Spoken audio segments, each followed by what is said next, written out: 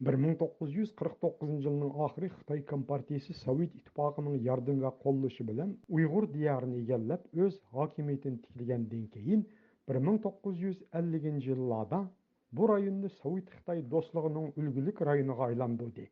Shuningdek yana 1950 yillardan boshlab Uyg'ur elidan Sovet İttifaqının Toshkent, Moskva qatorliq shaharlariga ko'plab o'quvchilarni o'qishga chiqardi. Toshkentdagi O'rta Osiyo universiteti Uyg'ur elidan o'qishga kelgan Uyg'ur o'quvchilari eng ko'p o'qiydigan oliy maktab hisoblanadi. Uyg'ur elida bo'lsa Xitoy doiralari 1951 yildan boshlab har xil siyosiy kurashlarni ilib bordi. 1958 yilga kelganda yerlik millatchilarga qarshi kurash harakati qo'zg'ab, Uyg'ur millatparvarlari Uyg'ur ziyolilariga qattiq zarba berdi va shuningdek yana kommunallashtirish qatorliq harakatlarda Uyg'ur yezillarida keng ko'lamlik ocharchilik, kambag'alchilik avj oldi. Mana shu murakkab siyosiy vaziyat Uyg'ur elidan Toshkentga o'qishga avatilgan Uyg'ur o'quvchilariga kuchli ta'sir ko'rsatgan bo'lib, Toshkentdagi O'rta Osiyo universitetida o'qiyotgan 30 necha o'quvchining birlashib, Sovet Ittifoqi hukumatidan Uyg'urlarga yordam qilishni talab qilish xati yozish. Ham bu xatning bir nusxasini Birlashgan Davlatlar Tashkilotiga avatmoqchi bo'lish harakati yuz berdi. Ana shu xatni yozib imzo qo'yuvchilardan biri hozir Avstraliyada yashayotgan 85 yoshlik Uyg'ur siyosiy kurashchilari tarixiy shoidi Ahmad Egamberdi apandi o'zi va savodoshlarining bundaq bir harakatga o'tish orqa ko'rinishi va sabab omillari haqida to'xtaldi. 1960 yili Toshkentda o'qiyotgan Ahmad Yo'ldosh, Seyit Niyoz boshliq qarindoshlarimiz, student do'stlarimiz vatanga urug' tuqqanlarni yo'qlash uchun borgan. Ziyoratdan qaytish vaqtida Aqsu viloyatining Bay noyisida bo'lgan ocharchilik fojiasini ko'rgan ekan. Bu fojiada Aqsu viloyatidan Bay noyisi, Oltoy viloyatidan Jiminay, Qashqar viloyatidan Fayzobod qatorliq joylarda shu vaqtlarda vatanimiz Sharqiy Turkistonda mo'l hosil elayotgan vaqtda Xitoy xalqimizni ochlikdan o'ltirish uchun qasddan ocharchilik voqeasini tug'dirgan. Shu chog'dagi xabarlarga asosan aytganda, Bay noyisidan 10 mingdan tortib 15 minggacha Uyg'urlar o'ltirildi.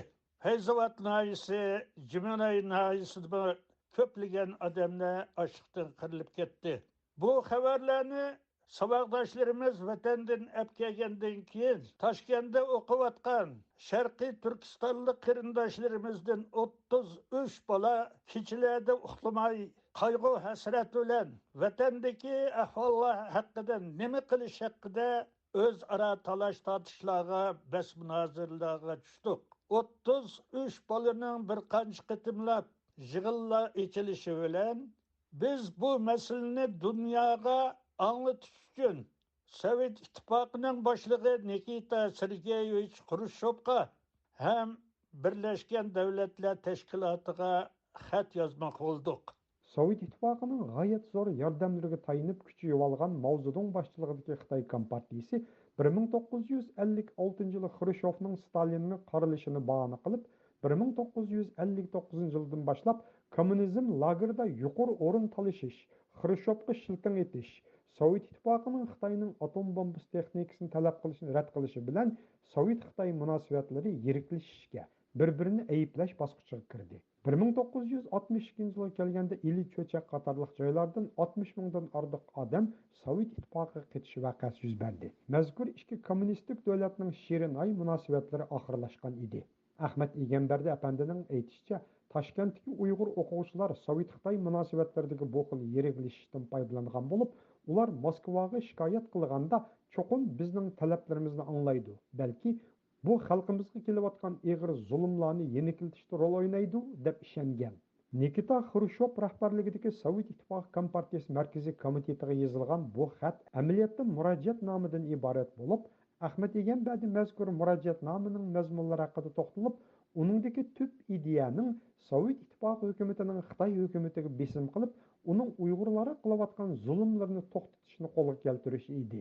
Uch xatning asosiy mazmuni vatanimiz Sharqiy Turkistonda Stalinning buyrug'i bilan Sharqiy Turkiston inqilobini g'uljida qurilgan respublikamizni Xitoyga berganligi mana hozir endi vatanimizning Xitoyning bir mustamlikasi bo'lib, xalqimizning intayin qiyin ahvolda, ocharchilikda, zulmda yashayotganligini aytib, Stalin o'lgandan keyingi Stalinning cho'qinishi qarshi harakatlardan foydalanish hisobida Sovet ittifoqining Sharqiy Turkiston xalqiga yordam qilib, Sharqiy Turkistonni azod mustaqil qilishiga chaqiriq qilib, birinchi mazmun hisobida xatni shunday yozdik. Endi ikkinchi mazmunda agar bo'lmagan taqdirda hozirgi vaqtda bizning vatanga qaytib, vatanda o'z xalqimizga ishlash imkoniyatimiz yo'q. Hozirgi vaqtda Sovetniki mutaxassislarimiz qaytib kelyotdi. Shuning uchun Sovet hukumatining agar bizning tilaklarimiz amalga oshmagan taqdirda bizga siyosiy boshpanolik berishini iltimos qildik. Uyg'ur o'quvchilar mazkur murojaat xatini Moskvaga elib berib, Sovet ittifoqi hukumati va oliy rahbarlariga yuzma-yuz turib topshirish qaroriga kelib, buning uchun O'rta Osiyo universitetining o'quvchisi, ya'ni keyingi atoqli Uyg'ur shoiri marhum Dolqun Yasin boshchiligida 2 kishini vakil qilib bekitib Moskvaga evatdi. O'zimizning studentlik pullarimizdan to'plab Dolqun Yasin bilan Mahmud Qosim degan savoddoshlarimizni Moskvaga mushu biz yozgan ochiq xatni Xrushchevga topshirish uchun shu chaqdagi Tu-104 deydigan cho'ng aeroplanga bilet ilib o'tag'izib ularni Moskvaga evatdik. Moskvada savoddoshlarimiz Xrushchev bilan ko'rish uchun bir mezgil turib qoldi. Ammo lekin ko'rishish imkoniyati bo'lmadi.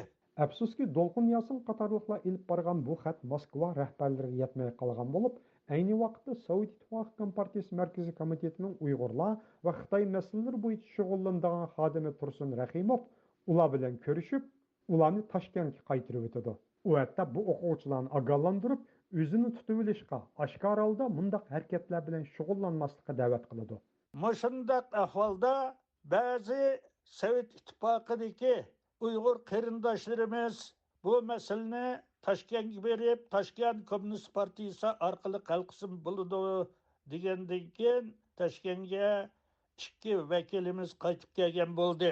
Ammo Tursun Rahimov 1969-1980 yillar orasidagi Sovet-Xitoy dushmanlik munosabati davrida Moskvadan tarqatilgan Vatanni qutqizish radiosining rahbarlari va yozarlardan biri bo'lish bilan Maoizm insoniyatga tahdid nomli kitobni yozib, Xitoyni qattiq ayblagan edi. Ana shu vaqtda Tursun Rahimov bilan suhbatdosh bo'lgan jurnalist Reza Samadiyning aytishicha, Tursun Rahimov uningga mazkur xat voqeasini so'zlab bergan.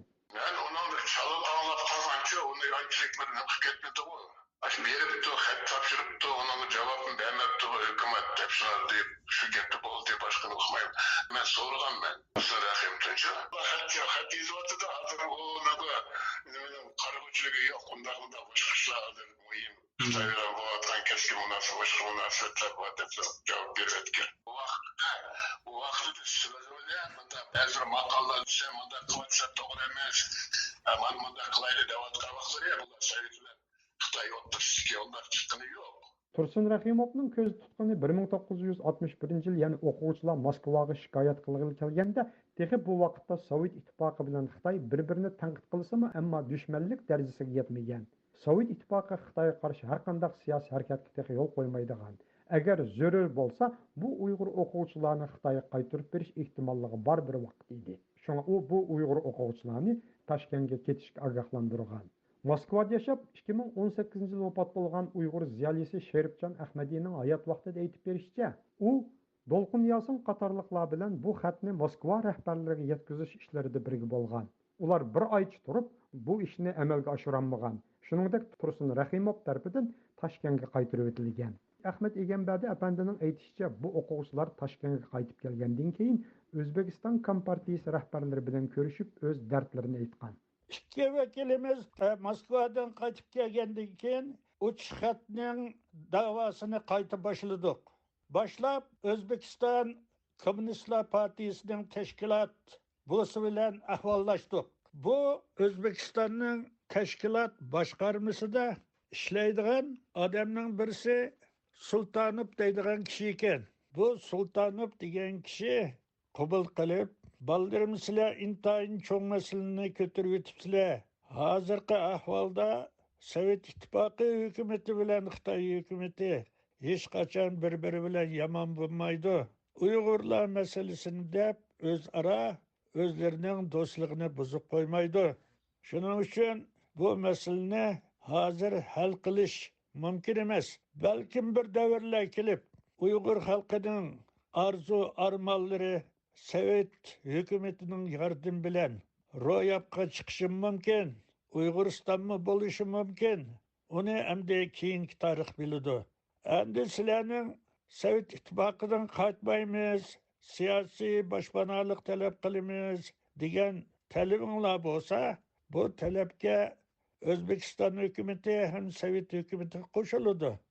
Qasanglar O'zbekiston o'zinglarning vataniga o'xshaydi.